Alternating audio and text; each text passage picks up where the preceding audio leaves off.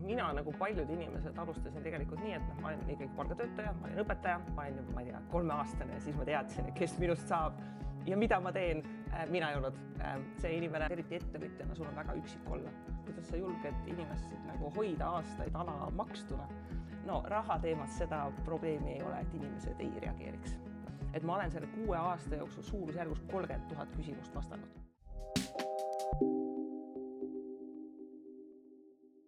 Tere tulemast vaatama ja kuulama Äristarteri taskuhäälingu 5. episoodi teisel hooajal. Täna istun siin Telliskivi Literaadi restorani veinisaalis koos Kristi Saarega, kes on minu jaoks tuntud kui paljusid noori ja ka natuke vanemaid naisi investeerimisteekonnale inspireeriv inimene, aga ise on ta palunud enda kohta kasutada märksõnu investor, autor, ettevõtja, mentor, õpetaja, ema ja rahatarkuse entusiast on niikuinii nagu käib kogu selle asja juurde ja võtab selle kokku, et kui mina oleks saanud siit valida, siis ma oleksin võib-olla lihtsalt öelnud ema ja kogu lugu, et siis oleks lasknud selle lahti rulluda. Tere! Tere!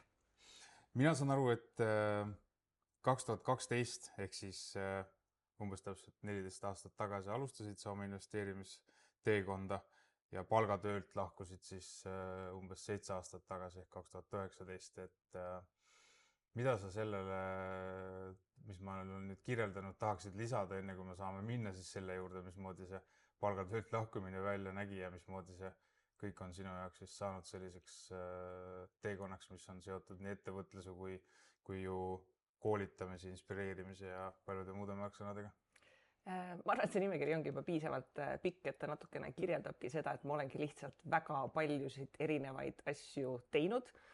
Mõnikord on inimesed, kes ütlevad, et ma olin juba, ma ei tea, 3-aastane ja siis ma teadsin, kes minust saab ja mida ma teen.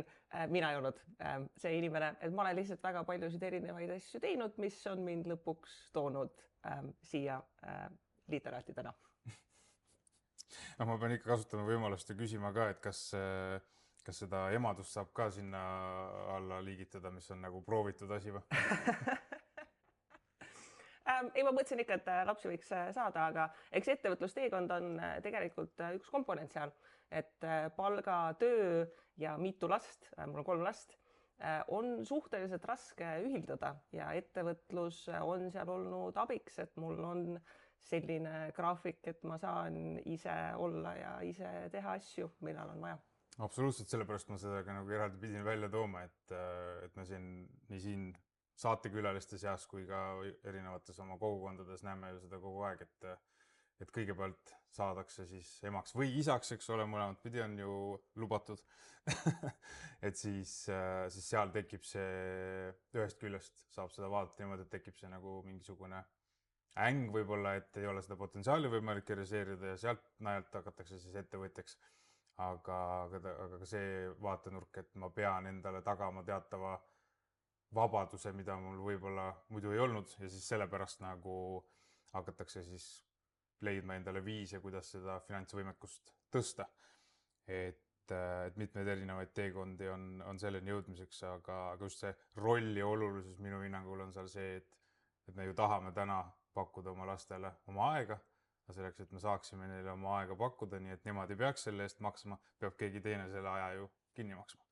Või siis mingisugused finantsinstrumendid, mis toodavad tulemust ja maksavad selle aja kinni. Aga kas mäletad seda hetke, millal sa üldse tundsid, et nüüd sa tahad ettevõtjaks hakata või kuidas see nagu, ütleme see investeerimine ja ettevõtlus ei ole nagu võrdusmärgiga üldiselt, eks ole? Ei, tingimata ei ole, et ettevõtlus on eelkõige ikkagi selleks, et seda kapitali teenida. Ja kui sa tahad investeerida selleks, et seda kapitali teenida, ongi variant, et kas sa teenid seda ettevõtlustuluna, vabakutselisena, palgatöötajana. Mina nagu paljud inimesed alustasin tegelikult nii, et ma olin ikkagi palgatöötaja, ma olin õpetaja ja siis ma veidi pärast seda võtsin veel teise töökoha juurde ja läksin ka tulevasse tööle. Ja ma tegutsesin vabakutselisena, et tegelikult ma olen tõlkinud väga pikalt, et ma alates ülikoolis ma tõlkisin telesaadete subtiitreid ja siis ma andsin eratunde ja tegin vaata selliseid tüüpilisi nagu vabakutselisi asju, et noh, et ta ei olnud ettevõtlus selles mõttes, et see ettevõte toimiks ilma minuta, aga see, et sa õppisid mingid põhiasjad ära, et mis asi on osaühing ja kuidas arvet esitada ja noh, mis asi on raamatupidamine ja midagi sellist, eks ju. Ja ringiga selleni, et noh, et see asi on ettevõtlus, jõudsingi ma selles rahatarkuse maailmus, sest et seal hakkas tekkima see, et noh, mina hakkasin investeerimisest ise blogis kirjutama ja see oli niivõrd ammu, et kui praegu tundub, et kõik räägivad rahaasjadest igal pool, siis kui mina alustasin, siis Eestis oli täpselt 3 investeerimisblogi, mis sellel hetkel olid aktiivsed, et mina olin 4. Ja noh, kõik inimesed teavad seda, et internetis on niimoodi, et kui sa kelleltki küsid midagi, siis inimesed võib-olla väga ei taha vastata, aga kui sa ise midagi kirjutad, siis kõik sind parandama tulevad väga ruttu, eks ju, et ei, ma ei ole nõus, eks ju. Ja mina hakkasingi lihtsalt kirjutama, et mida mina teen, et panin oma raha sinna või tänna, eks ju, ja teistel inimestel oli nagu väga huvitav kommenteerida ja küsida. Ja sellest kasvabki selline kogukond välja, et ühel hetkel ma vaatasin, et kuulge, et nagu inimesed küsivad mingeid asju nagu samu asju ja nad kordavad, et noh, et äkki ma võiks välja mõelda midagi, kuidas ma võiksin neile vastata või noh, et ma ei vasta ainult ühele inimesele, vaid ma teen seda mitmele inimesele korraga. Ja sealt tegelikult läks see pall veerema, et sellest rahatarkusest sai nagu noh, mingit tüüpi toode. Ja enne seda, kui ma, noh, mul on praegu enne see Kristi investeerib kodulehte asjad ja mis iganes, enne seda tegelikult me alustasime sellise MTÜ-ga nagu Naisinvestorite klubi, kust me hakkasime neid koolitusi tegema. Ja mitte nagu tekitada illusiooni, et see oli nüüd selline väga uhke ettevõtlus, siis ma sellel hetkel töötasin veel koolis. Koolimajas oli ruumide rent, oli hea odav, maksis mingi 12 eurot tund, mingi saali rent või midagi sellist. Ja esimesed koolitused olid sellised, et noh, ma kirjutasin, meil oli see Naisinvestorite Facebooki grupp, kirjutasin, et noh, et sellel kuupäeval räägime sellest teemast, noh, ei olnud mingit e-poodi, aga noh, nagu mitte midagi, eks ju, oli lihtsalt nagu, et noh, see nimi, pangakonto number, et noh, kanna sinna mingi reaalselt 3 eurot või 4 eurot või mis iganes see alguses summa oli ja pane siis nagu e-mail lisaks ja me siis pärast saadame sulle tagantjärgi arve, eks ju, et noh, kogu müügiprotsess. Ja noh, kes mäletavad, siis pangakonto selgitusse @märki ei saa panna. Nii et noh, inimene tegelikult ei saa oma e-maili kirjutada, nii et sa pidid käisid nagu selle e-mailis, et nagu välja tuletama, et mis ta siis tegelikult olema pidi.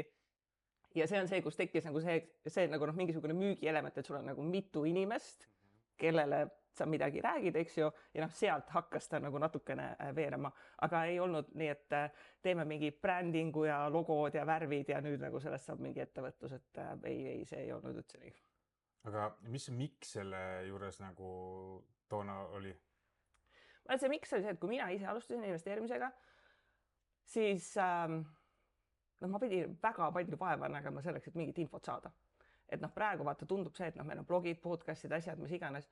Minu enamik investeerimisteadmist tuli ingliskeelsest internetist ja USA foorumitest, sest et meil lihtsalt siin kohalikku infot noh, ei olnud. Meil väga paljusid investeerimistooteid ei olnud. Seesama finantsvabadus, mis sõna nüüd praeguseks kõik on kuulnud, noh, see ei eksisteerinud üldse sellel hetkel. Ja noh, ma mõtlesin, et noh, võiks teistele inimestele nagu natukene lihtsamaks asja teha, et sa ei pea neid aastaid kuskil foorumites, kammides kulutama, vaid seda infot saaks kuidagi nagu kompaktsemalt ja paremini edasi anda. Okei. Kas kogu sellel teekonnal, mida sa nüüd oled põgusalt saanud sisse juhatada, tundsid sa ka seda, et oli selliseid momente, kus sa ei saavuta seda eesmärki, et sa annad inimestele seda infot rohkem või mis iganes nurga alt, näiteks see, et nad ei kasuta seda nii, nagu sa ootad, et nad kasutaksid või ühesõnaga mingisugust sellist momenti, kus sa tunned, et sa tahaks nagu alla anda, et sellel asjal ei ole nagu mõtet? No eks noh, vaata investeerimine on selles suhtes veel eriti huvitav valdkond, et tihti, kui sa hakkad mida iganes hakkad tegema, siis sulle öeldakse, et kuidas inimesteni jõuda on see, et tee reklaami. Mis on nagu väga tore, tee reklaami. Investeerimine ja kõik rahaga seotud märksõnad on üldiselt reklaamikeeluga valdkond. Et noh, mul see esimene koolitus või raamat, mis on see klassikaline, see kuidas alustada investeerimisega pealkirjaga, noh, kui ma tegin Facebooki eventi, ma ei saanud sellele reklaami peale panna, sellepärast, et see sõna investeerimine, raha, tootlus, kõik on täiesti nagu blacklistitud sõnad. Nii et see esimene väljakutse, et okei, aga nagu kuidas ma päris nende inimesteni jõuan, eks ju, kui ma ei tohi neile nagu reklaami teha ja mingid märksõnad on nagu väga sellised, mida sa ei tohi üldse mainidagi. Et noh, see on nagu see, et sa tunned, et sa nagu lood seda sisu ja räägid ja noh, ei ole niimoodi, et sa räägid ja siis kohe kõik on nagu mingi megalt huvitatud ja megalt nõus ja investeerimise valdkonnas see usaldustase, mida on vaja selleks, et nagu keegi päriselt usub, mida sa räägid. Et kui sa müüd kellelegi, ma ei tea, mingi šokolaadi, ta ostab oma šokolaadi, maksab, ma ei tea, mingi paar eurot, ei olnud hea šokolaad, ole hull, nagu ei juhtu midagi, eks ju. Kui mina ütlen inimesele midagi, et kuule, et sinu raha asjades sa võiksid sellist asja teha ja see mõjutab kogu sinu ülejäänud 70 aastat elu, siis sa pead päris palju seda inimest usaldama. Ja võib-olla selline nagu brändi ehitamine, just nagu persooni brändi ehitamine, ma ei teadnud sellest mitte midagi. Praeguseks meil on mingi persooni brändi raamatud ja asjad ja mis iganes, sellel hetkel ei olnud nagu mitte midagi, et mida see tähendab, et sa pead suutma võõrastele inimestele interneti vahendusel looma endast nagu eksperdi kuvandi. Et sellel hetkel nagu terminit sisulooja ei eksisteerinud. Et see tuli kõik välja mõelda, et mida ma teen, mis see on, mida inimesed tahaksid lugeda, kuidas ma saan nüüd seda tagasisidet, kuidas ma teada saan, mis neile toimis, mis ei toiminud. Et mul ei olnud Eestis inimest, kelle pealt vaadata, et see ärimudel võiks niimoodi toimida. Seda on huvitav mõelda, et arvestada, et see ühest küljest on nagu kaua aega tagasi olnud, aga samas sugugi see ei olnud väga kaua. Ja, see ei olnud nagu nii kaua. Et praegu ongi see, et praegu näiteks see sama rahatarkuse peamine sisu, eks ju, ma teen Instagramis. Instagrami ma praeguseks teinud 6 aastat, eks ju. Sest enne seda Instagram ei olnud Eestis nagu ikkagi väga suurelt kasutatav, et kas 6 aastat nagu täiesti igavik olnud seal nagu ökosüsteemi mõttes. Aga enne seda, eks ju, kõik oli Facebookis, eks ju, Facebooki grupid, mis praeguseks on täiesti surnud ei toimi ja mis iganes, eks ju. Et see, et sa pead nagu kaasas käima selle trendiga, et kuidas asjad liiguvad ja mis toimub ja väga praegu alustajad, kui mina alustasin, ma kirjutasin aastaid ikkagi blogi ja tegelikult alguses ma kirjutasin ingliskeelset blogi üldse enne, kui ma hakkasin seda eesti keeles hiljem kirjutama. Et praegu ma väga ei kujuta ette, kui keegi tahaks alustada ja kirjutab blogi, et kas nagu blogi kui formaat üldse nagu toimiks enam. Et kuidas inimesed jõuaksid üldse sinna. Et see on olnud selles suhtes huvitav, et mingite asjade puhul sa saad vaadata, et ärimudel, et ma teen, toodan, müün, selle puhul, mida mina teen, see, et sul on vaja inimestele ülisuur usaldustase ehitada üles ja sa pead tegutsema niimoodi, et sa tasulist reklaami sisuliselt ei saa üldse teha. Et see on selles suhtes väga huvitav väljakutse olnud. Blogil on selles mõttes kindlasti väärtus, et kui ikkagi erinevad kas tehisarumootorid või otsingumootorid tuvastavad sisu ja neid relevantseid märksõnu, et siis ta ikkagi mingisugust sellist tehnilist mainet jätkuvalt ju kasvatab. Ja, aga samas, kui sa trükib praegu Google'isse midagi sisse, see tehisaru tõmbab sul blogist või artiklist selle kokkuvõtte ära. Nende inimeste hulk, kes kuskile läbi klikivad, et nagu sellist nagu long form, seda pikka sisu lugeda, et kui sul on võimalus lugeda seda AI nagu 3-lauselist kokkuvõtet, mis motiveerib sind sinna nagu seda 3A4 pikkust blogipostitust minema lugema, et sa pead ikkagi väga uskuma või usaldama, et selle inimesel on nagu midagi mõistlikku öelda, eks ju. No kui ma mille pärast ikkagi julgen arvata või uskuda isegi, et kui veebimajutuse blogis, millega me oleme ikkagi palju aastaid vaeva näinud, oleks mõni Kristi Saare artikkel, siis tõenäoliselt seda loetaks, aga kui see oleks 20 aasta taguse Kristi Saare artikkel, siis tõenäosus oleks oluliselt madalam, eks ole. Et ilmselt sõltubki sellest, kas see autor on usaldusväärne, kas temaga seonduvalt tekib mingisugune usalduse üldse või huvi, et mida see konkreetne inimene ütleb. Ja muidugi siis ka see, et kuidas see teema on sõnastatud ja kui kergesti on see tarbitav see sisu. Et kui mõelda täna selle peale, et blogi on võimalik täis automaatselt genereerida, siis on väga lihtne ka sellega niimoodi puusse panna, et tegelikult inimesel on see loetamatu. Et sellest blogi teemast võiks jaurata ja selle poolt ja vastu ilmselt erinevaid argumente leida, aga see ei ole sugugi nii põnev kui see, et see päris esimene klient, kes sinna võimlasse siis ütleme võib-olla tuli, et kõikide nende väljakutsete juures, kuidas sa siis selle esimese kliendi leidsid, kui sa nüüd jätad kõrvale võib-olla mõningad sõbrad või tuttavad, kes võib-olla ka tulid? Aga need esimesed kliendid olidki need inimesed, kes olid seda eelsisu jälginud. Et kes olid kuskil mul seda mingit blogi lugenud, nad olid kuskil mingid artikleid või asju näinud, eks ju. Et see tänapäeva mõttes see inception marketing või mis see idee on see, et sa jagad selle tasuta sisu, eks ju, tekitad sealt usalduse ja sellel hetkel, kui sa tuled nagu seal mingi toote või asjaga, siis on inimesed juba huvitatud. aga eks ta kogu aeg on nagu selline katse-eksituse meetod, et nende koolituste puhul, eks ju, on olnud ka koolitusi, mille puhul kulutad välja ja inimesi ei kõneta. Väga raske need ennustada on mingid koolitused, mida ma olen teinud ja ta ei kõnetanud ja 5 aastat hiljem ma teen selle sama teema ja siis on saal täis. Et see näitab nagu sellist kogukonna arengut, et mingid teemad, millest mina oleksin võinud juba võib-olla väga palju varem rääkida, sul ei olnud kogukond veel järgi jõudnud, et sul peab mingid baasasjad tehtud olema selleks, et nagu sinna jõuda. Ja eks see, mida ma teen, osaliselt on koolitused, see ma käin ettevõtetes rääkimisega, see taga on ka tooted, eks ju, see taga on veebiseminarid, see taga on mingid e-raamatud ja mingid päris raamatud. Et kui ma hakkasin 2012 ise investeerima, Naisuniversiteedi klubi sai 2014 asutatud, siis minu raamat, kuidas alustada investeerimisega, nüüd ma võin võib-olla valetada, aga ma tahaks öelda, et sai 2018 lõpus kirjutatud. Ja selle raamatuga oli ka nii, et ma tegin ta kõigepealt e-raamatuna, kogesin sealt tagasisidet ja kogusin väga palju julgust, enne kui ma mõtlesin, et appi nagu füüsiline raamat. Äkki ma trükin selle raamatu ära ja tegelikult ikkagi mitte keegi ei taha seda lugeda, eks ju. Ja ma selle raamatu esimese trüki tegingi reaalselt 400. Et ma ei teinud isegi nagu täistrükki, sest et ma mõtlesin, et nagu, ma ei tea, appi, et nagu 400 raamatut on ikkagi nagu... Tundub palju, on ju? Tundub palju, eks ju. Ja see on see raamat, mis sellest 400 trükis alustas, eks ju, siis praeguseks sellest raamatust on 8 trükki välja tulnud, teda on müünud, see suurusjärgus 20 000 peaaegu, eks ju, mis Eesti mõistes on nagu täiesti astronoomiline kogus. Sellel hetkel, kui ma seda esimest trükki tegin, ei olnud mõtet, et kindlasti saab sellest nagu mingi mega müügihitt ja jõuab igale poole, eks ju. Ja asjadel ongi see natuke nagu pika vinnaga nagu käib, sest et see sama raamat, ta ei olnud nagu alguses nagu mingi mega müügihitt, mis kuskile jõudis ja sul oli vaja sellist keskkonda, mis toetaks, et siis kui meil tuli see pensionireform ja kõik muu, mis siin 2021 oli, eks ju, siis see, kuidas alustada investeerimisega, oli sellel aastal oli Apollo number 1. Ja sul oli selleks nagu 3 aastat oli vaja nagu taustal, et see asi toimiks, et raamatut ostetakse, et selleks siis 3 aastat hiljem, eks ju, ta jõudis sinna number 1.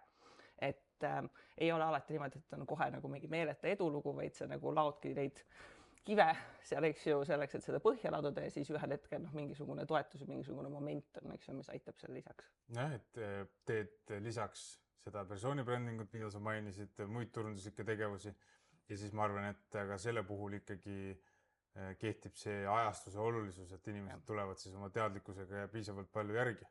Et see momentum ilmselt oli hea, aga see, mida ka siis muidugi kõik teised turul samal ajal tegid teadlikkuse kasvatamiseks, kõik need investeerimistooted, mis on vahepeal tulnud ja kõik see on, ma arvan, toetanud seda. Ja, mul mõnikord küsitakse seda, et rahatarkuse vallas, et kui tuleb nagu neid uusi rahatarkuse jagajaid juurde, et kas sa näed neid konkurendina, esiteks nagu neid tuleb nii vähe juurde, palun neid võiks rohkem tulla, eks ju. Aga et nad ei ole konkurendid lihtsalt sellepärast, et see inimeste hulk, kelleni sul on vaja jõuda ja sul on vaja seda klienti harida, et see on asi, mida sul on vaja üldse, see on asi, millega sa pead tegelema ja seal on, mina praeguseks räägin võib-olla nagu natuke rohkem keerukamatest teemadest, et ma päris alustamise asju teen vähem, aga mul on ikkagi vaja keegi need alustajad asjad kõik õpetaks selgeks selleks hetkeks, et nad jõuaksid ühel hetkel minu juurde, kui mina hakkan nendega varasuhetest või pärimisest või sellistest nagu nüansi rohkematest teemadest rääkima. Nii et mulle väga meeldiks, kui neid inimesi tuleks muudkui juurde, et mõnikord on see tunne, et kõik räägivad investeerimisest ja kõik investeerivad, ei, me oleme ikkagi väga kaugel sellest, et kõik investeeriksid ja selline tunne, et me kõik räägime, kindlasti ei peegeldu selles, et kõik tegutseksid. Et seal on veel väga palju teha. Ja see on selles mõttes hästi huvitav, et seal see ideaalkliendi profiil on kõik inimesed. Ja. Et kõik inimesed vajavadki oskusi oma raha asju hallata. Ja seal ei ole ka selles suhtes mitte mingisugust vanuse piiri, eks ju, et minul alustajate koolitus oleks kõige vanem osaleja, kes mul käis personaalselt rääkimas ja meil oli 76. Naisterahvast oli koolitus, ütles, et ta oli vist mees oli surnud, eks ju, ja siis ta oli avastanud interneti ja investeerimise ja kõik muud asjad, ütles, minu suguvõsas kõik naised jäävad 100-aastaseks. Kui sa 76 on 25 aastat, sa jõuad selle aega nii portfelli kasvatada kui ka sellest elada, eks ju. Mina ise väga noortega ei tee, aga mingid rahatarkuse raamatud meil on ju kirjutatud, on lasteaednikele, et mingi 4-5 aastastasega saad sa mingi minu esimene raha, saad juba midagi rääkida. Et selles suhtes ta on huvitav valdkond, et tegelikult ongi turg kõik inimesed. Kõik inimesed teevad elus rahaga seotud otsuseid ja siis paratamatult sul on vaja kuskile nagu ennast ära kitsendada, sest et sa ei jõua kõikide nende inimestega tegeleda. Absoluutselt, jah. Ja kui mõelda selle peale ka veel, et nende samade laste rahatarkuse teema ei ole ju tänaseni tegelikult saanud lahendust, et me saaks öelda, et meie tulevased põlvkonnad on kindlasti targemad, et siis jah, ma olen nõus, et neid suunamudjaid, kes sellel teemal nagu räägiksid kõikvõimalikele sihtrühmadele, võiks palju rohkem olla, sest ega ma üksinda ei jõua ka näiteks oma 16-aastast poega, kellel on 16 aastat olnud oma portfell, mis teda ühel hetkel nagu läheb tema valdusesse, on ju. Et siis mul ei ole täna mitte mingisugust kindlust, et see, mida ma talle olen rääkinud selle olulisusest, päriselt tööle hakkab. No sellega ongi ka see sama koht, et enda last on suht raske õpetaja, eks ju. Ma olen ju tegelikult ju õpetaja, eks ju, et ma olen ju 15 aastat õpetaja olnud. Enda lapsele asjade õpetamine on väga stressirohke üldse tuttavatele inimestele. Ja mul näiteks koolitustele ka, väga paljud inimesed juuvad näiteks minu alustajate koolitusel need, neile kingitakse see pilet. Ja siis ma aeg-ajalt saan tagasisidet, et kuule, et ma kinkisin emale, õele, vennale, abikaasale, mis iganes. Ma tean, mida sa räägid täpselt sama juttu, mida mina talle kodus räägin, aga nüüd ta käis koolitusel ja kuulas, et võõras inimene ütles seda. Just. Nüüd ta usub, et nüüd nii ongi. Just, seda ma silmas peangi, et see info peab jõudma temani kõikvõimalikest kanalitest peale tema vanema. Et on see sotsiaalmeedia, on see kool, mingid muud asjad, ja see puudutab ainult mitte rahatarkust, vaid ka neid sinna alla kuuluvaid komponente, et kui selleks, et ka seda kapitali üldse tekitada, mida investeerida, siis minu arust võiks neid minifirmasid ja õpilasfirmasid rohkem olla, aga jällegi väga paljudes koolides ei ole neid programme, sest ei ole ressursse nendega tegeleda. Et selles mõttes on väga palju võimalik veel ära teha. Millisel hetkel sa tundsid, et need võimlad on siis nagu täis ja asi on käima läinud? Tead, ma ei ole kindel, et seal mingi konkreetne nagu mingi kliki moment oli. Et ma arvan, võib-olla üks moment oli see, et kuna osa minu sellest turundusest, eks ongi võib-olla avalikus pildis olemine, siis ma arvan, et esimene kord, kui ma lugesin mingit arvamusartiklit, mis oli kirjutatud mingi teise inimese poolt, kus ta viitas mingile minu mõttele, siis ma mõtlesin, et vaata, nüüd on nagu mingi see mainstream nagu staatus, sest et see eeldab seda, et see inimene, kes selle arvamusartikli kirjutas, ta eeldab, et lugeja nagu teab, kes ma olen, ja nagu hoolib mingist asjast, mida mina olen arvanud, eks ju, et selline nagu kuskilt täiesti kolmandalt inimeselt, kes oli minule mingi täiesti võõras inimene, et see, et ta oli kirjutanud, et kuule, et see inimene arvab niimoodi ja kas ma nõustun või ei nõustu. Et siis oli võib-olla tunne, et temast on nagu saanud, sest brändist on saanud nagu midagi, mis on nagu minust võib-olla kaugemal, et ta toimib mitte ainult niimoodi, et mina ise nagu toodan sisu, eks ju, ja siis see on see sisu, mis on vaid teised inimesed kuidagi nagu reageerivad ja lisavad sellele juurde.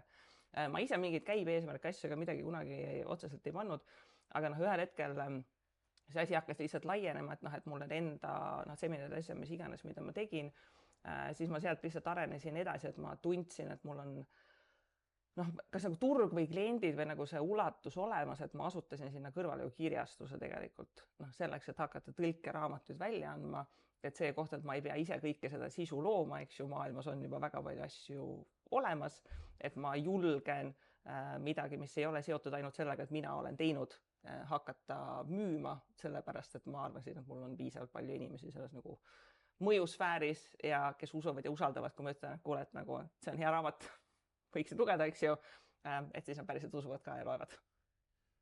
Mul tekkis selline küsimus kuklasse, et kui sa tõid selle näite, et kuskil keegi siis refereeris sinu öeldule, kas sa oled ka sattunud enda selle nii-öelda kuvandi tõttu ka kuskile nii-öelda siis kollasesse ajakirjandusse, kus võib-olla siis kollases ajakirjanduses tuntud investorid on sind võib-olla siis välja kutsunud mingisuguste asjadega või oled sa suutnud seda täielikult vältada ja täiesti professionaalse kuvandi säilitanud?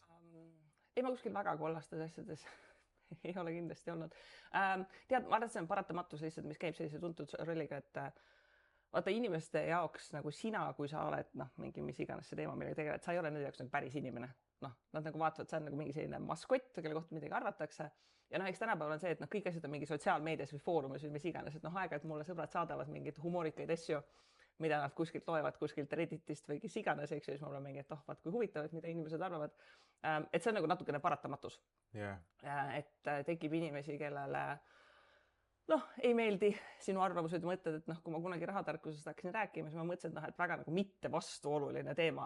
Noh, et räägin inimestele, et noh, et olge tublid, pange nagu veits raha säästudesse, eks ju, kui üle jääb, investeerige, et noh, mõelge raha peale, et noh, okei, eks ju. Ja siis minu meelest üks kõige naljakam oli see, et ma kirjutasin mõned aastad tagasi Pere ja Kodu ajakirja kolumni rahatarkusest, et ta oli nagu selline peredele suunatud, selline nagu hea, mingi hästi lihtne, et mul oli tegelikult selline hea, lihtne, iga pere saab kasutada. Ja siis me lõpuks sõpradega naerisime, et kas ma suudan ühe korra kirjutada sinna mingi kolumni, mis ei aja inimesi närvi. Sellepärast, et ükskõik mida ma kirjutasin, siis noh, aeg-ajalt ma sirvisin, mis need inimeste kommentaarid olid. Ja siis ma ühe korra kirjutasin kolumni, mis oli nii, et kui sul on nagu mingit seisvat raha, et noh, tekita harjumus, et sa paned selle tähtajalisele hoiusele või noh, mingi digikassa või mis iganes, et ta teenib sulle natukenegi intressi. Noh, et see põhimõte, et raha ei seisa niisama. Ja siis ma vaatasin, et mingi esimese 3 kommentaari juures keegi oli mingi mimm arvab siin, et inimestel on raha. Et noh, sa saad sellest nagu aru, et noh, et see, mida inimesed nagu arvavad või millele nad reageerivad, sellel pole tegelikult absoluutselt nagu mitte midagi sinuga selles suhtes pistmist.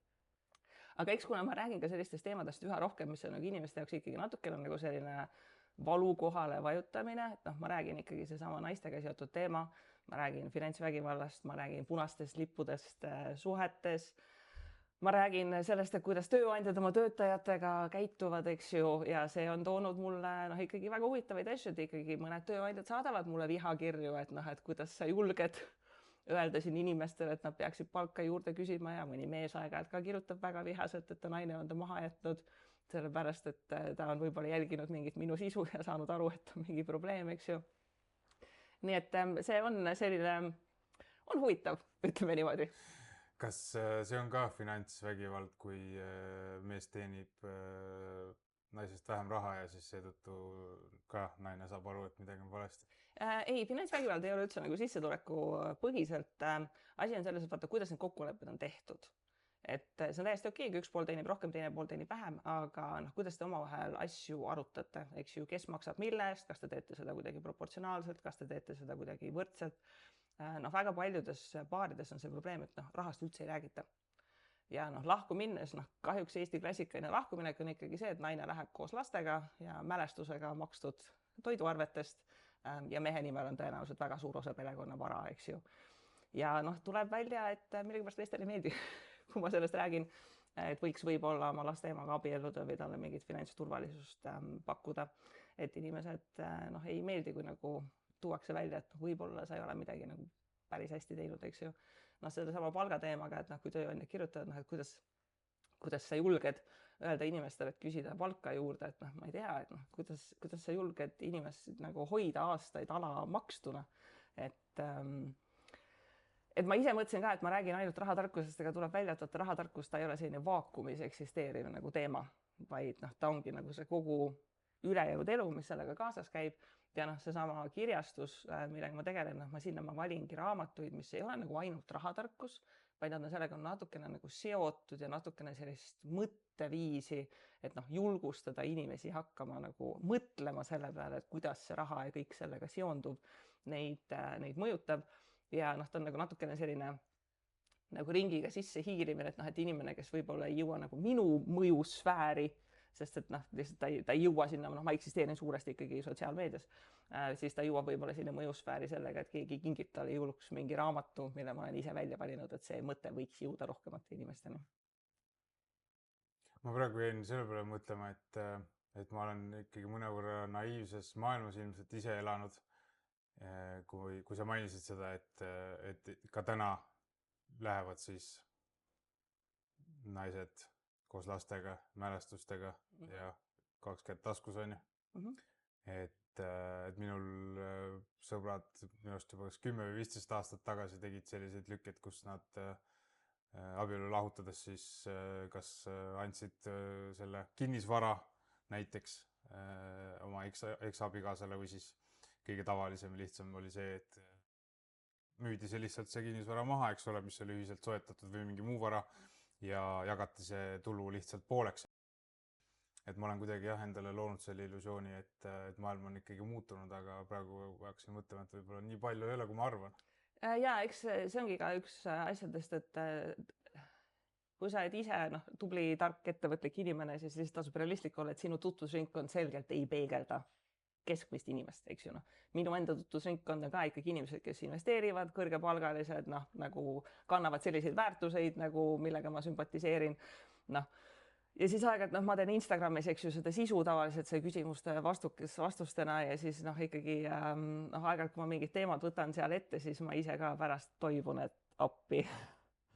Et noh, mida ma just lugesin ja noh, mis on, et ongi selline nagu noh, äri mõttes ka huvitav, et noh, et jah, et mul on mingid tooted asja, mis iganes ma teen, aga noh, see, mida ma teen nagu selle sisuloome poole pealt, noh, suur osa sellest on selline nagu sotsiaalprojekt, et ta toob mingid asjad üldse nagu päevavalgele, et noh, ma ise näen seda, et noh, mind sealsamas Instagramis noh, kõik ajakirjanikud minu meelest jälgivad, aeg-ajalt ma näen mingid teemad, mis väivad välja ja siis nagu noh, paar päeva hiljem on kuskil meedias artikkel, et keegi on selle teema nagu üles võtnud ja mul on väga hea idee, nagu väga hea meel, et sellist ideekorjet tehakse, et mingid teemad tõmmatakse üles, et kuule, et noh, et see ei ole nagu päris normaalne ja see kõik tekitab seda lisateadlikkust ja see inimene noh, võiks siis potentsiaalselt minu juurde jõuda ja teha mingisuguseid paremaid valikuid elus.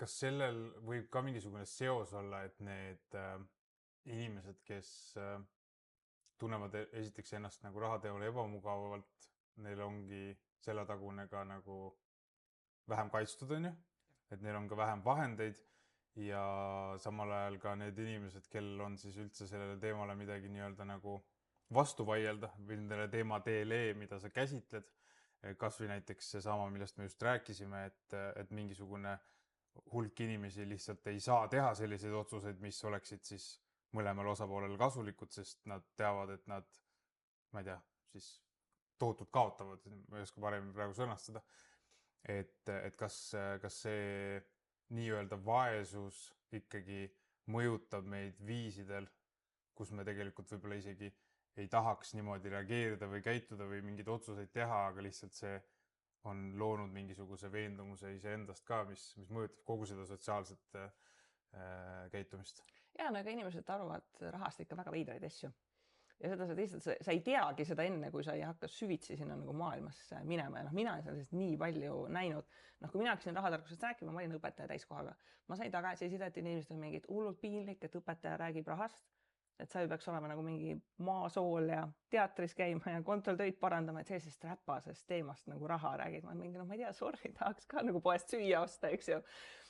Või siis noh, mingid nagu need rahateemad, et noh, ühel koolitusel, kui me aastad tagasi olime, siis me tegisime mingit raha selliste uskumustega, et noh, reaalselt on keset koolitust, kui naisterahvas tõusis püsti, ütles, et ma sain nüüd aru, miks ma ei taha nagu investeerida rahaga tegeleda, sest ma ei taha, et ma teeniks oma mehest rohkem.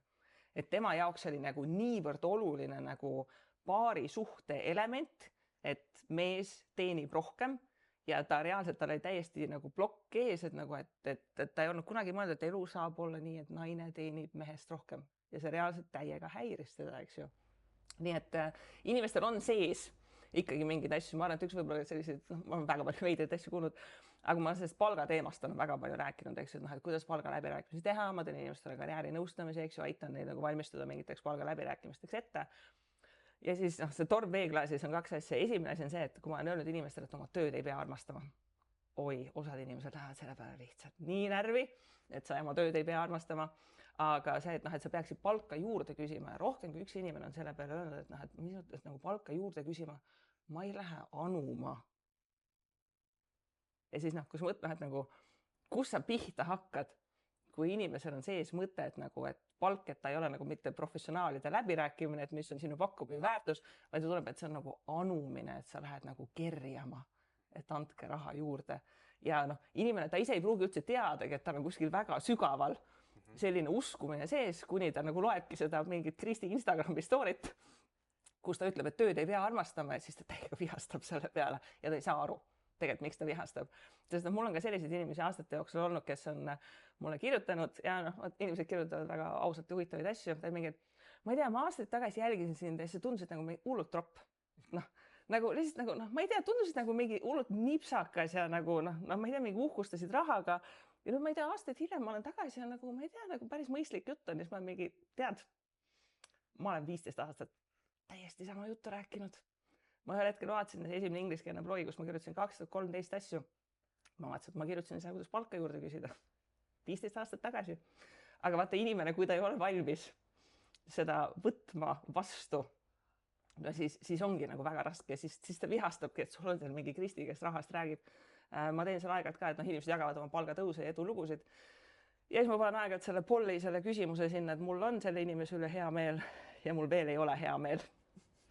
Ja see noh, see inimeste hulk nagu, kes ütlevad, et nagu, et ma tunnen, et minus on nagu mingi eneseareng toimunud, et ma suudan tunda rõõmu selle üle, et teine inimene kirjutab, et sain palgatõusu ja saan nüüd 5 tonni kuus palka. Et noh, see nõuab midagi sinust, et sa suudad kuskil areneda.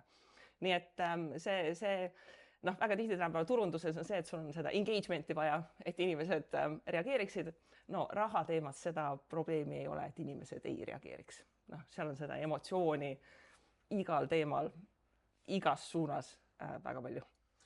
Kui palju sul jääb selle kõrval ruumi siis üldse tuua sisse neid nagu nii-öelda elulisi näiteid, kus sa saad siis neid samu paarisuhte dünaamikaid, mis on relevantsed rahaga, eks ole, sisse tuua, sest ma arvan, et see ka intrigeerib, annab seda juurde. Ja no eks mul sellist klassikalist nagu sellist mingit sotsiaalmeedia postitamise kalendrit ei ole, aga miks ma natukene ikkagi hoian silma peal, nagu et noh, mis teemad nagu ma mingi aja tagant ikkagi võtan, et seesama mingi suhete punased lipud ikkagi korra kvartalis võtan ette.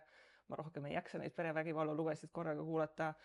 Võtan siin, ma ei tea, tavaliselt kevadel või aasta lõpus võtan mingid palgateemad ette, et noh, see on nagu mingisugune selline rütm nagu tekib, et noh, teemad tulevad ikkagi uuesti ja noh, inimesed võib-olla ei kujutagi ette, et noh, et väga tihti on see, et noh, et see lihtne turundus, et tee lihtsalt sisu. Noh, see küsimus, et noh, et kui palju sisu, et noh, sellel Instagrami näitel, kui ma vaatan seal Instagramis see küsimuste hulk, eks ju, noh, kui ma panen kastikese üles, palju neid küsimusi tuleb, siis noh, Insta näitab seda statistikat, vaata palju sa story'sid oled teinud.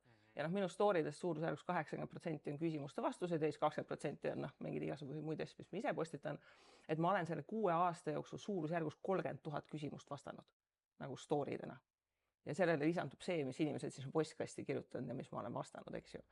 Et noh, see arusaam, et tooda lihtsalt sisu, inimesed ei kujuta tegelikult ette, et kui palju seda sisu on ja noh, kui palju sa seda sisu pead tegema, et see sisu läheks heaks. Et noh, sa ise ka iga kord, kui sa midagi teed, inimesed reageerivad, sa ise õpid, publik õpib, tulevad paremad, täpsemad küsimused, sa vastad paremini, eks ju.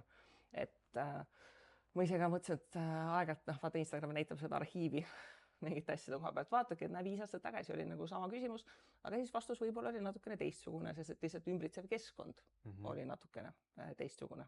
Miks ma selle kohta küsin, et kui palju saab nagu sinna siis juurde tuua relevantsed teemasid, on see, et noh, mina ise kujutan ette, et täiesti nagu ilma selleta, et laiendada seda konteksti, kus raha sees on inimestel raskem suhestuda tihtipeale ja see nagu väga kitsalt ainult siis nagu rahast kui mingisugusest instrumendist rääkimine ja läheb igavaks esiteks ja teiseks võtab nagu võimaluse siis nagu luua neid seosed, millega see kinnistuks paremini.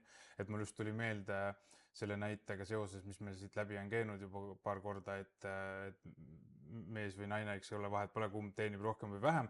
Et siis ma just pühapäeva õhtul kuulasin ühte naisterahvast rääkimas sellest, kuidas päeva lõpuks ei ole sellest mitte mingisugust kasu, kui ta mees teenibki nii palju, nagu ta on unistanud, et mees peab teenima, eks ole, kui ta mind emotsionaalselt ei oska hästi kohelda, kui ma ei tunne ennast emotsionaalselt temaga turvaliselt. Et ma pigem valin selle, et ma võin temaga kuskil kaevikus olla, ajutiselt on ju, aga siiski kuskil kaevikus elada, aga emotsionaalselt mul on temaga turvaline, isegi kui tal ei ole nagu pennigi nagu selja taga, on ju. Et selles mõttes on see nagu oluline mõista seda suuremat pilti ka, on ju. Samal ajal sa ei saa nagu liiga laiaks ka minna jälle. Ja no eks ma üritan nagu noh, jah, mingisugust vormi asjal hoida, aga noh, ma arvan ka, et ma ise kindlasti ei osanud alguses ette ennustada, et noh, et kui suur osa minu tööst on ikkagi juba nagu läheb juba natukene nagu teraapia valdkonda, et noh, inimest ongi eneseusk ja suhted ja lapsepõlve traumad ja noh, ma teen ka 1-1 kliente, eks ju, kellega noh, me vaatamegi mingi karjääriplaane, raha asju, lahkuminekuid, noh, nagu kõiki asju läbi. Ja noh, mul on kontoris ka, mul oleks sõbranna kontori avamise puhul kinkis sellise kaisukaru, mida siis mõni klient, kui ta tahab, saab kaisutada. Et noh, ma ei ole statistikat teinud, aga noh, ma ei tea, iga 10. klient mul ikkagi nutab seal kontoris, sellepärast, et noh, nad saavad aru, et noh, midagi kuskil on ikkagi väga valesti ja see raha on ainult üks komponent sellest. Just, seal on ikkagi päris sügavad veendumused ja programmid, mis on kaasas. See on minu jaoks ka väga põnev teema, mille osas ma ennast jooksvalt pidevalt harin. Kas see algus, mida sa kirjeldasid, ma nüüd eeldan, eks ole, et sa tegid seda kõike üksi, aga võib-olla olid sul ka mingid inimesed, kes sind siis nagu õpetasid, aitasid kas või mentoritena? No naismeeste klubi puhul oli see, et seal oli selline vabatahtlik tiim, kes natuke panustas, et mul oli kedagi, kellega nagu põrgatada veidikene ideid, eks ju, kuna ta oli selline MTÜ formaat. Sealt edasi, õnneks neid rahatarkuse jagajaid sel hetkel natukene juba oli, kes midagi arvasid ja Eesti on õnneks nii väike, et sa igale inimesele võid kirjutada ja saad temaga kuskil Messengeris chatida aega, et midagi küsida, et mingisuguses vestluses. Mentorit kui sellist mul ei ole kunagi olnud ja mul nagu kurb, et ei ole, sest ma ise mentordan väga paljusid inimesi ja mul on nii tore, et nagu oleks mul ka keegi selline olnud, aga see sama probleem, et ma olin esimene, kes väga paljusid asju tegi. Et seal ei olnud teist inimest võtta. Aga siiski selleks, et mingeid asju nagu õppida juurde, siis mina olen nagu väga seda meelt, et nagu mine päriselt küsi otse inimeselt. Ja mingid inimesed, kes tegid sarnaseid asju, mina olingi väga külmalt ikkagi, kuule, et lähme lõunale või ma maksan sulle tund aega sinu aja eest ja räägime, kuidas sa mingeid asju teed. Kui ma seda kirjastust hakkasin asutama, mõtlesin, et nagu, ma ei viitsi nagu kõiki asju ise ära õppida. Otsisin tutvusringkonnast 3 inimest, kes oli kirjastamisega tegelenud, leppisin kokku, et saame kokku, mul oli küsimuste list, käime mingid asjad läbi, kuidas asjad toimivad, eks ju. Ja ma säästsin nii palju aega, raha ja energiat sellega, et ma sain neilt selle info kätte. Et ise sa võid mingeid asju, sa võid ise õppida, aga ta võtab aega. Et mina nagu selles suhtes väga toetan seda, kui sul on võimalik, et keegi, kes on ekspert, mingeid asju teeb, võta see mingi tund või 2 tema aega ja ta aitab sind niivõrd palju edasi. Ja mis mind on ka väga palju aidanud edasi, on igasugused erinevad mastermind grupid. Et see mastermind grupi kontseptsioon on see, et sul on mingisuguste sarnaste eesmärkidega inimesed, et sa paned selle grupi kokku, see 6-8 inimest, eks sul on see accountability, et sa lubad, et sa teed midagi ära ja raporteerid, mis sa teed ja mida ja kuidas. Mul on neid mastermind gruppe olnud nii investeerimisteemas, aga näiteks ettevõtlusteemas, kui ma seal 2019 hakkasin valmistuma ette, et võiks nagu palgatöölt ära tulla, plaanisin ka esimese lapse, siis plaanisin teist lasta. Et meil oli üks mastermind grupp, mille pealkiri oligi Race to 10K. Ehk siis võidujooks 10 000, nii et siht oligi see, et ettevõtjad, kes ise teevad mingisuguseid selliseid võib-olla pigem teadmiste põhiseid tooteid, eesmärk oligi see, et kõik grupis olijad jõuaksid 10 000 eurose kuukäibeni. Ja oligi nagu hästi tuimalt eesmärk ja mastermind grupp toimiski meil niimoodi. Grupi kohtumisel esimese asjana kõik tõid eelmise kuu käibenumbrid täiesti nagu mustvalgelt, nagu nii palju oli müüki, nii palju ei olnud müüki, eks ju. Tegid selle postmortemi, miks läks hästi, mis ei läinud hästi, mis on probleem, mida sa lahendad, mis sa järgmiseks korraks ära teed. Ja selline nagu väga agressiivne üksteise samal ajal nagu toetamine, aga samal ajal ka nagu järjel hoidmine on nagu eri formaatides mind tegelikult väga palju aidanud, kui sul ei olegi just nagu seda ülevalt poolt seda mentorit võtta või nagu mingid konkreetsed kohta, kust õppida, siis sa võtad inimesed, kes on sarnasel teekonnal ja see tõesti aitab megat edasi. Kas sa oled neid formaate ise ka enda klientide peal proovinud? Ja ma väga paljudel klientidel soovitangi, eriti ettevõtjad, kes ka minu juures käivad, eks ju, et kui enam finantsasju ma üle vaatan, ma ikkagi väga tihti suunan neid, et eriti ettevõtjana sul on väga üksik olla. Et sul on vaja teisi ettevõtjaid, kellega koos aega rääkida, arutleda. Et praegu meil on selline pesa, meil on Kristiinas kontori ID-keskuse nimega, kus ma ise töötan, kus mul assistendid töötavad ja kus meil tutvusringkonnas igasugused ettevõtjad, et saavad seal päevakaupaga tööl käia, sest et mõnikord sul ongi vaja töö tegemiseks seda, et sul keegi teine inimene istub teisel pool lauda ja aeg-ajalt küsib, et kuule, nagu mis sa siis nüüd teed, kuidas sul läheb, et aeg-ajalt meil seal kontoris inimesed mõnikord koos töötavad, kellelgi on kõne, läheb sinna vaikuse boksi, ütlebki enne kõnet, et okei, mul on tund aega kõne, et mis te nüüd ära teete siin selle tunni aja jooksul, eks ju, ja paneb liigutama. Jah, need koostöötamiskeskused, Worklandid ja muud, mida meil on nüüd ikkagi päris palju juba üle Tallinna ja Pärnus on vist juba ka 2 tükki, et siis mulle tundubki, et seal see koos teiste sarnasel teekonnal olevate, aga kes eespool, kes tagapool sõltuvalt, mille järgi mõõta, eks ole, saavadki üksteist toetada, aga see mõte mulle meeldib, et kui sinna veel keegi, ma ei tea, kogukonna juht näiteks kogu aeg tuletab meelde, et te peate üksteist nagu tagant tudima. Kõigil on veits stressi, eks ju, et nagu. Aga see stress on vajalik, sest et stress paneb ju liigutama, mugavustsoon ei pane. Et selles mõttes, kui sa saad seal lihtsalt väga head kohvi juua ja all kohvikus käia ja inimestega kohvimasina juures lobisemas käia, siis sa ei pruugi mitte midagi teha päeva jooksul ära. Et selles mõttes on see kindlasti väga, väga oluline. Aga kuidas sa hinnastad neid asju, mida sa teinud oled ja teed täna, et Ja hinnastamine on raske. Ma olen sellepärast ise hinnastamise kohta väga palju õppinud, sest ma olen seda elus ka väga palju valesti teinud. Näiteks, kui ma kunagi tõlkima hakkasin, siis neid telesubtiitritõlkid, seal oli nagu hinnad paigas, aga siis kui ma ise hakkasin tõlketeenust ka pakkuma, ma mäletan, et ma ühele tuttavale tõlkisin restorani menüüd ja see oli aastal 2012 kuskil seal. Ja siis ma ei tea, mida ma mõtlesin, aga see restorani menüü, no mis ei olnud muidugi väga palju sõnu, eks ju, restorani menüü ikka, aga reaalselt see arve oli mingi 10 eurot. Ja siis ma nagu tuletan seda meelde, et kõik alustavad nagu kuskilt, eks ju. Aga hinnastamisega eks ta on aja jooksul läinud, et ta on ühelt poolt, sul on vaja seda kindlust, et see, mis sa teed, on hea ja mingid asjad, kui ma testin, siis ma teengi neid nagu odavamalt, sellepärast, et ma tahan, et mul oleks kriitiline hulk inimesi, kes tarbiks ja annaks tagasisidet, eks ju. Aga et ma ise võib-olla ei tunne nagu ennast veel kindlalt, et see on päris nagu valmis, sest mulle meeldib asju nagu laivis testida. Näiteks mingi koolituse puhul ma ei ole nii, et ma teen selle mingi perfektselt valmis ja siis ma pakun, ma teen pigem testkoolituse, ma saan esmase tagasiside ja siis ma teen lõpptoote valmis, eks ju, et mulle lihtsalt meeldib niimoodi asju veidikene rohkem teha.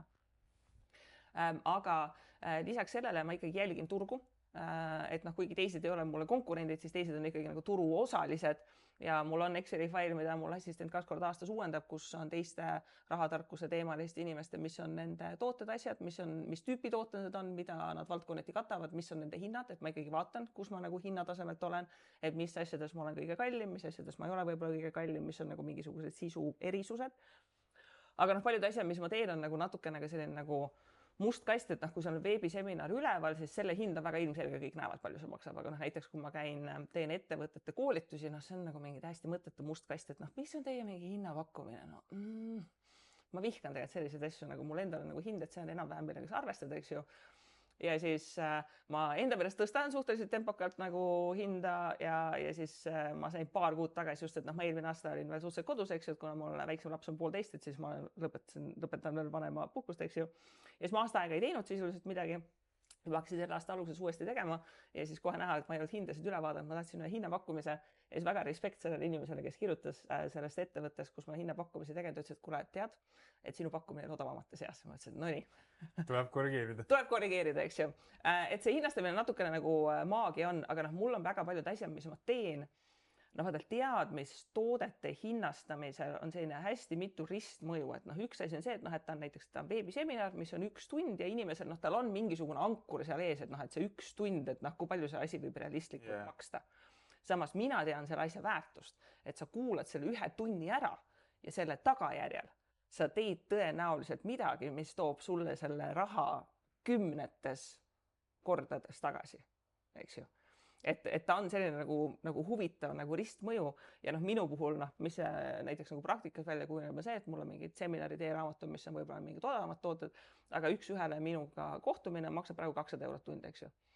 Ja inimesed, kes tulevad 1-1 minu juurde, mitte kunagi nad ei küsi isegi hinda, sest et selleks hetkeks, kui nad tulevad 1-1 minu juurde, nad saavad sellest väärtusest aru ja neil tegelikult on nagu Nad on juba otsuse teinud. Nad on otsuse teinud, nad teavad, et nad saavad selle väärtuse, nagu keegi küsis, et see on liiga kallis, eks ju. Et kui keegi kirjutab, et ma tahan 1-1 sinu juurde tulla, see on üliharva, kui keegi on mingi, et ma ei tea, võib-olla on nagu liiga kallis. Et 99% inimesi nagu tulevad ja on rõõmsad. Aga ma saan aru, et selle sama veebiseminari puhul sul on raske ette teada, et sa saad nii palju väärtust ja see ongi ka see koht, et miks ma näiteks seda sisu nii palju teen, et inimene, kes selle veebiseminari ostab, kui ta on mul samas Instagramis neid küsimusi-vastuseid mitu kuud lugenud, siis ta teab, et ta ei pea kahetsema, kui ta selle soetab. Et ta saab sealt destilleeritud sisu, mis on veel kvaliteetsem kui võib-olla need vastused, eks ole. Ja ütleme, vaata selle kirjastusäri puhul, see on vaata huvitav, see on see füüsiline tooderaamat. Seal on ikkagi väga konkreetselt nagu sisendkulud, palju maksab trükk, palju maksab küljendus, palju maksab ja siis sa vaatad seda, et sa siia samasse raamatupoodi jõuaks, eks, et kui palju on raamatupoe kate, palju on mingi transpordi hoiustamised, see on nagu natukene klassikalisem ärimudel selles mõttes, aga seal sa ikkagi samamoodi pead vaatama, et mis hinnaga nagu teised raamatud seal lähevad, et kuskil on mingi selline taluvuspiir, eks ju, et see hinnapsühholoogias ka, et kui raamat üle 30 euro läheb või kui ta läheb üle seal 40 euro, et siis ma ise ka, kuigi nagu jaksaks osta, siis ma ikkagi aeg-ajalt raamatupoes vaatan, et kui mingi raamatu hind on 40 euro, siis ma olen ka juba mingi no ma ei tea.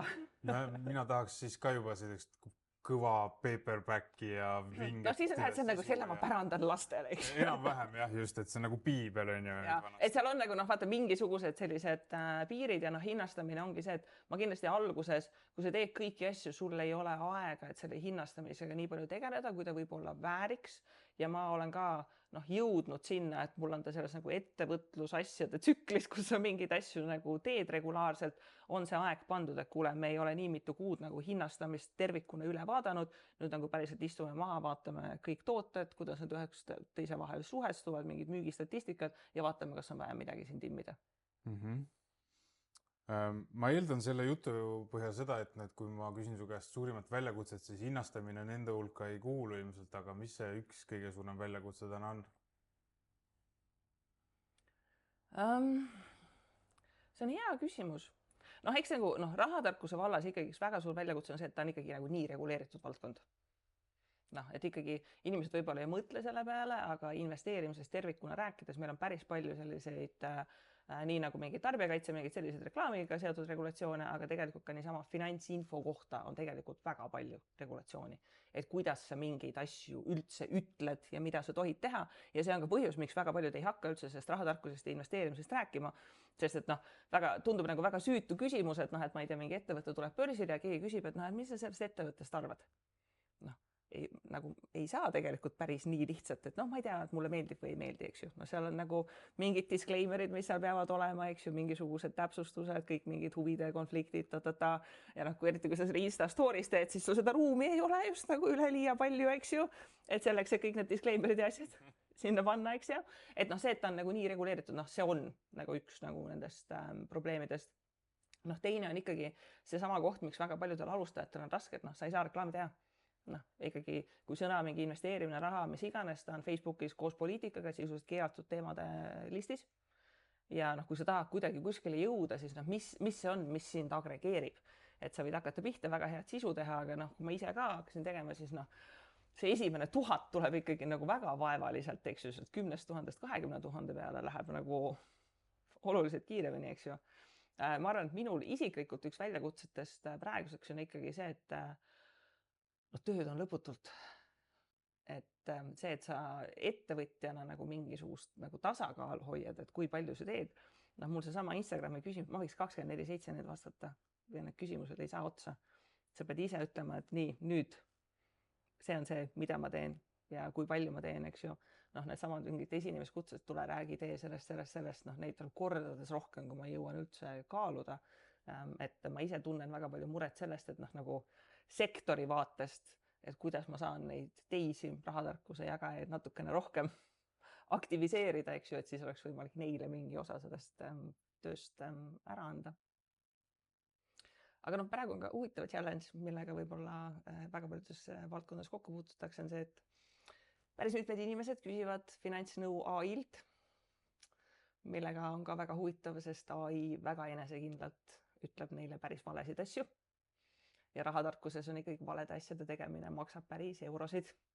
Et mul ikkagi mõnikord inimene kirjutab, et tegin mingit asja, AI ütles, et nagu nii on okei, ja siis ma pean kahjuks ütlema, et AI võid seda küll öelda, aga tegelikult oled nüüd mingit maksuseadust sellega näiteks rikkunud. Mina armastan seda ikkagi öelda, et kui sa tehisaru pead kasutama, aga kui sa orkestrandina ei tea, mida sa sealt tahad saada või mis see konteksti sa sinna lood, et siis väga suure tõenäosusega võid sa endale jalga tulistada. Ja mis veel meelde tuleb, on huvitav on see, et kui meil on, ütleme siis, rahatarkuses või finantsmaailmas on tohutult palju regulatsioone, siis huvitav, et seda nagu keegi ei reguleeri, kui paljud inimesed annavad nagu vaimse tervise nõu sotsiaalmeedias ja ka väga enesekindlalt nagu tehisarv. Kusjuures selle rahatarkusega on veel see, et see rahatarkus on väga, nagu see nõu on väga spetsiifiliselt, on rohkem regulatsiooni väärtpaberite kohta. Et sellist asja öelda, et see aktsia on hea, seal on nagu hästi palju küsimärke, mida sa tohid ja ei tohi teha. Yeah. Selline asi, et võta oma pensionisammas välja ja pane krüptooptsioonidesse või mingi krüptotreisi, mis jumala fine öelda. Et see ongi see probleem, et on natukene näha, et see regulatiivne maailm on jäänud maha sellest, mis tegelikkuses toimub. Sest mina nagu rahatarkuse maailma võttes ikkagi dinosaurus, eks ju, sest et ma nii vana ei ole, ma olen 15 aastat seda teinud, Instagramis on minu vanuselised, eks ju, mul ei ole TikToki kontot isegi, aga ma laias laastus tean, et TikTokis kes mida, millest räägib, noh, täiesti nagu metsik lääs, eks ju. Ja siis noh, see ongi selline huvitav nagu väljakutse, et jah, inimesed saavad väga palju informatsiooni, aga et kuidas neis nagu seda mingit kriitilist mõtlemist käivitada, et noh, kui sa nagu mingi TikToki videost midagi saad teada, sa pead päriselt nagu kontrollima ja läbi mõtlema, et noh, millega on tegemist ja ma arvan, et see on päris mitmetes valdkondades probleemiks, et noh, seda sisu, mis nagu kõlab intelligentselt, et ta on täis lausetes ja mis iganes, aga noh, mille sisu on täiesti olematu. Seda ma arvan, et väga paljudes valdkondades, aga noh, lihtsalt nagu finantsis on see ikkagi nagu väga-väga suur probleem, kui inimesed seal mingeid veidraid asju teevad. Lõputult võiks nendel teemadel jahvatada, aga peab lihtsalt minema edasi nende punktidega, mis on planeeritud. Enne põgusalt rääkisime sellest, mis oli see miks toona, nüüd juba mõnda aega tagasi. Mis see tänane miks on? Miks sa teed seda, mida sa teed? Kas see on sama või on see muutunud? Eks ta ikkagi natukene on sama selles suhtes, et mult on seda hästi palju küsitud, et kas ma mitte ei koolita endale konkurente, kas see ei ole nagu mitte mulle halb, kui teised inimesed saavad rikkamaks. Ja nagu ei, see ei ole mulle halb, see on mulle hea, et mulle meeldib, kui inimestel oleks rohkem raha, neil oleks parem tuju, tervislikum elu, mul oleks nendega nagu parem siin ühiskonnas koos eksisteerida, eks ju. Et praegu ikkagi ma vaatan oma mõju, et noh, see on nagu mingi ettevõtlus, noh, see on lihtsalt nagu taustal sellepärast, et noh, kui sa midagi teed hästi, siis on mõistlik seda raha eest teha. Aga noh, ka see mõju, mis sealt tuleb, et noh, minu sellised väikesed eesmärgid ma olen ikkagi sõnastanud, et ma tahaksin ikkagi nagu päriselt kogu Eesti inimesi mõjutada, eks ju, suures plaanis, et eestlased saaksidki rikkamaks, õnnelikumaks. Et see, et sul on mingi ettevõtte toode ja mingi käib, et noh, see on nagu võib-olla ebaoluline selle koha pealt, et ma olen praegu selle sõnastanud niimoodi, et noh, et mingid asjad, mida ma teen, mingid sõnumid, mida ma jagan, et nad mõjutaks ikka inimesi, kes ei ole otseselt võib-olla nagu minu mõjusfääris isegi enam. Et see jõuab nende kaudu, nii et keegi näiteks on minu jälgija, kes räägib sõbrale edasi ja sõber räägib edasi ja siis see info jõuab. Kedagi mingisugust paremat otsust mõjutab nagu teda tegema. Nii et ma praegu ikkagi olen jõudnud ringiga tagasi sinna, et miks ma kunagi õpetajaks läksin, et ikkagi maailma tuleb paremaks muuta. Mulle tundub, et see konkurentsi küsimus on kuidagi palju tuleb esile, on ju, aga ma ei saa väga hästi aru, miks, sellepärast, et just sinu lugu on väga hea näide sellest, takud mingit nišitoodet või teenust või lahendust. Mitte keegi isegi ei tea, et tal seda vaja on. See tähendab seda, et kõik konkurendid ju teevad tegelikult ka sulle turundust, sest et tõuseb teadlikkus selle vajalik. Ja aga osad inimesed arvavadki, et investeerimine fundamentaalselt on konkurents. Sellepärast, et see on see arusaam, et nad arvavad, et raha on maailmas piiratud kogus ja me jagame seda ainult ümber. Et kui kellelgi on raha, siis ta saab seda mitte sellepärast, et kuskil on toimunud väärtusloome, mida me ettevõtjatena mõistame, et meil toimib väärtusloome, vaid see, et see on kellelgi teiselt võetud ära. Et ka see sama uskumus, mis osadel inimestel on, et ikkagi, et investorid on halvad inimesed, et nad võtavad teistelt raha ära.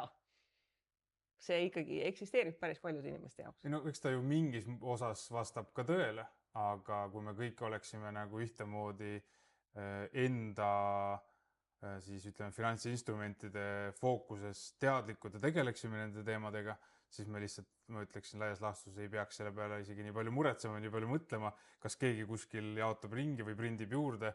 Päeva lõpuks ja, aga vaata, selle jaotava ringiga ongi see, et noh, vaata, mulle rahatarkuse edendajana meeldib see, et me jaotame ringi niimoodi, et kõikidel oleks rohkem ja eelkõige vaesematel oleks rohkem. See võiks olla. Aga teiste inimeste mõte kihti kipub olema, et me jagame ümber niimoodi, et rikkad saavad veel rikkamaks.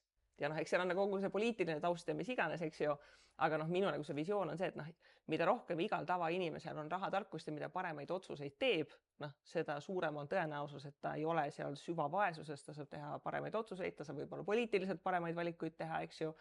Aga noh, kui sul ongi see tunne, et need rikkad inimesed ongi need tropid, kes on võtnud mingi Delfi artikli ette mingitest ettevõtjatest, et oli 90ndatel õiges kohas, eks ju, 1 miljon on varastatud, tunneb kedagi, kes tunneb kedagi, eks ju, et noh, inimeste arusaam, et noh, et raha, et ta ei ole nagu räpane teema või et ta ongi nagu asi, millega sina, ma ei tea, Kati kuskilt Keilast saadki hakata oma palgast panema kõrvale ja saadki hakata investeerima. Väga paljudel inimestel juba see tundub nagu täiesti must maagia, et ei, et see on nagu mingi kuskil kaugel ja mingite rikaste inimeste teema ja kõike muud. Seda kuulates, mis sa räägid, et vaesematel inimestel oleks ka rohkem tarkust, siis ma ütleks ka selles kontekstis, et kui nad oleks rohkem targad, siis oleks neilt ju ka vähem võimalik ära võtta, juhul kui see nii on, et võetakse tastust. See tarkus võib-olla ei ole hästi hea sõna, et probleem ei oleks selles, et inimesed ei ole tingimata targad, aga sul on ka see, et sul on vaja mingisugust keskkonda luua, et sa saaksid seda teadmist või tarkust, eks ju, kasutada ja rakendada, eks ju. Et sa ei saa öelda, et väga tihti inimestel on selline pinnapealne arusaam, et rahatarkus, et sa ütled inimesele, kellel on väga madal sissetulek, et nagu säästa rohkem. Probleem ei ole selles, et ta ei säästaks rohkem, ta on väga säästlik. Tal on vaja kuskil seda mingisugust lüket, et ta saaks võib-olla oma sissetulekut suurendada, mingisugust hingamisruumi ja siis on lihtsam, eks ju, paremaid valikuid teha. Just. Ja see on väga kaua rahatarkus, üks nagu selliste kriitikapunkte olnud, et see, et rahatarkus, investeerimine on ikkagi nendele inimestele teemaks, kellel on juba väga hästi. Et nad on jõudnud sinna, et neil on mingid säästud, neil on teadlikkus ja ilmselgelt nagu sa pead selleks päris heas seisus olema. Aga just see rahatarkus, mis jõuaks nendele inimestele, kes ongi see, et raha ei ole mitte kuu lõpus otsas, vaid ta on juba kuu alguses otsas.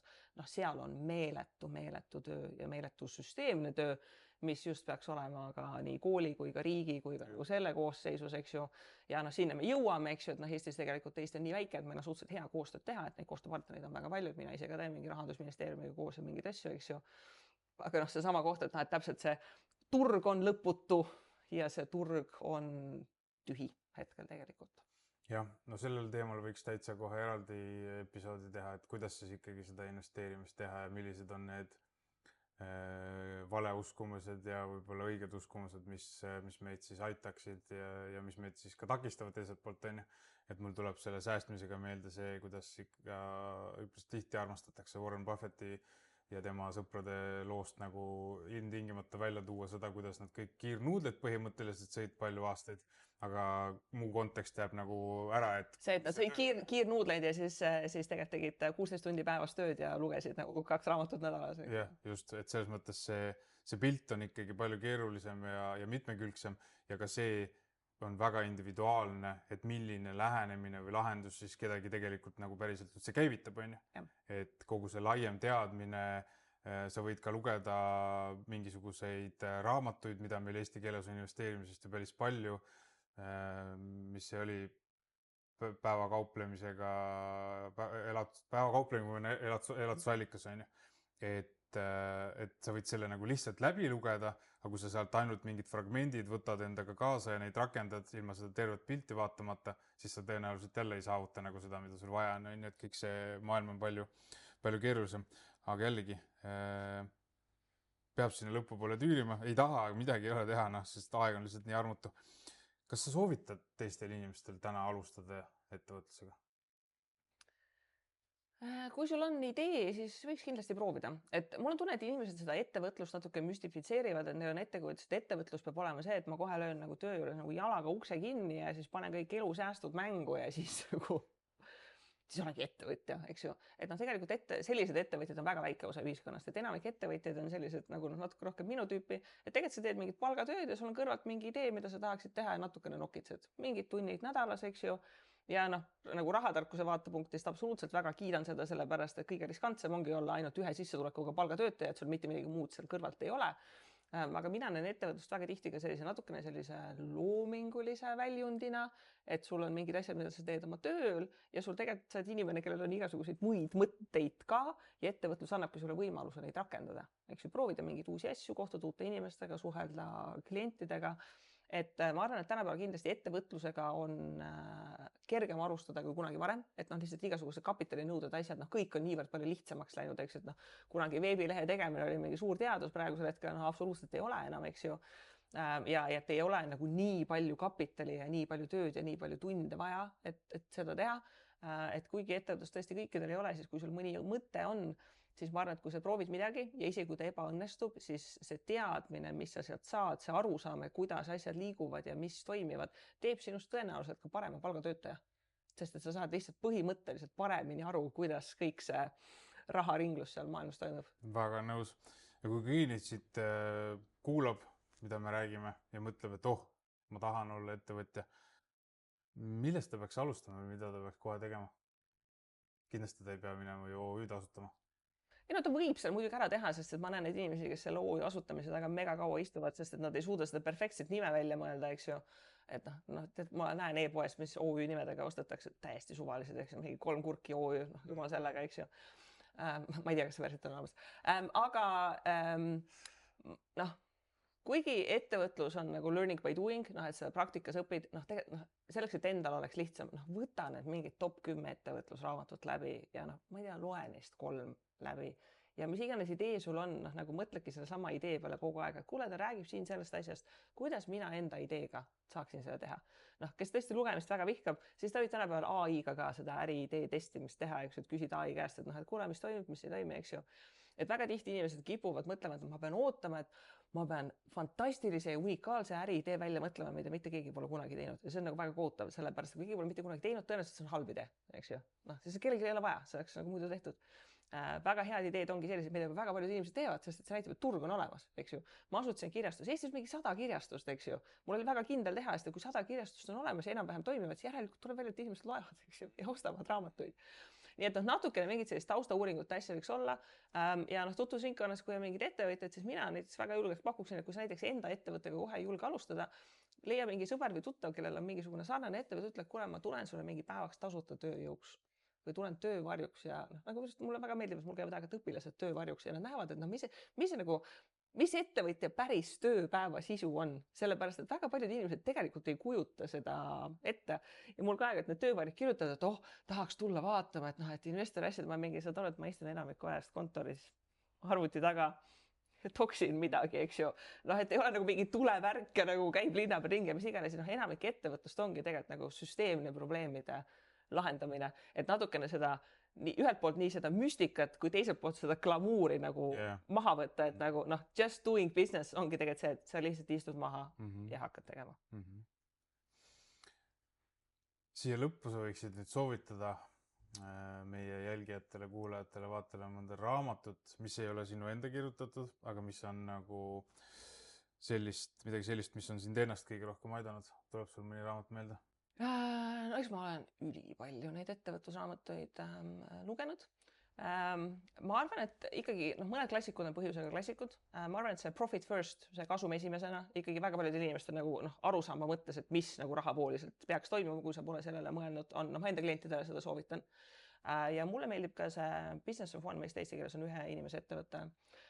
Ka see, et väga tihti mõeldakse, kui ma hakkan ettevõtet tegema, et mul pole mingi 300 töötajat ja mingi megakapitali, mis iganes, et enamik ettevõtjad ongi ikkagi nagu väiksed, et sul ongi mingi üks inimene, võib-olla mingi assistent või 2, eks ju. Töökoha teinud? Ta ei ole tingimata ise, ta võib olla ikkagi asi, mis toimib passiivselt, aga lihtsalt see, et sul ei ole vaja 10 töötajat, et seda nagu püsti hoida, et ta ikkagi, et ettevõte on ettevõte sõltumata sellest, et kui suur ta on, oluline on lihtsalt see, et sul on need süsteemid ja et ta suudaks nagu passiivselt toimida. Ja mina tegelikult ettevõtjatele soovitaksin ka mõnda suhtlemis- või müügiraamatut. Sellepärast, et eriti kui sa oled väike ettevõtja, inimesed on kõik mingi, keegi palkaks kellegi, kes müüks, eks ju, või mis iganes. Ei, sina oled see, kes müüb. Sina oled see, kes usub enda tootesse ja kui sa tunned, et sul võib-olla sellist suhtlemisoskust ja seda on veidikene puudu, siis see on ka õpitav ja harjutatav. Sest et kui sina suudad edasi anda, et sa usud sellesse tootesse ja see on äge, siis klient usub seda ka. Väga nõus, jah. Me olemegi nüüd lõppu jõudnud kahjuks, super raske on tegelikult seda joont siia alla tõmmata, et niivõrd palju oleks kõikidest nendest punktidest saanud siin veel laiendusi teha. Mida ma saan sinul kui kuulajal, vaatajal soovitada teha on see, et jaga kindlasti seda salvestust ka teiste inimestega. Märgi ära siis sotsiaalmeediakanalites nii veebimajutus kui Kristi Saare, kui vähegi tüli ei tee. Ja mida sina siia lõppu võib-olla tahaksid veel nagu sellise mõnusa testilaadina võib-olla öelda, enne kui ma saan sulle lihtsalt aitäh öelda? Ma võib-olla ütleks tarbija vaatest. Mina viimasel ajal üha rohkem üritan teha teadlikke valikuid, et toetada kohalikke ja väikeettevõtjaid. et eriti kui enda sõbrad või tuttavad ettevõtlusega alustavad ja midagi teevad, siis just see algne tugi on väga-väga oluline. Et kui ma ise ka alustasin, siis mind väga palju aitas see, et mõni inimene ütles, et jaa, nagu mingi jumala mõistlik idee, et võiks teha. Et selle peale võiks mõelda, kui keegi tutvusringkonnas on niivõrd julge, et ta mingi toote või teenusega välja tuleb, siis minimaalselt see like või oled tubli või midagi on palju suurema mõjuga, kui sa ise võib-olla arvad. Aitäh sulle, Kristi, et sa tulid täna minuga vestlema. Väga põnev on see tund ja mõned minutid peale olnud. Millistest kanalitest meie vaatajad, kuulajad sind üles leiavad? Ilmselt nad kõik juba seda teavad, aga nagu sa ütlesid, siis iga mainimine, like on väärt rohkem, kui sa arvad, et... Ja, kõige lihtsam on ilmselt Instagramist seesama Kristi investeerib. Seal ma igapäevaselt vastan küsimustele ja teen nalja ja kõike muud. Väga äge. Aitäh sulle veel kord ja aitäh ka sulle, kes sa kuulad või vaatad meid ja sa tead, mida teha, eks ole. Ma ei hakka isegi ütlema. Aitäh ja kohtume juba järgmises episoodis. Minuga vähemalt, Kristiga pigem mitte.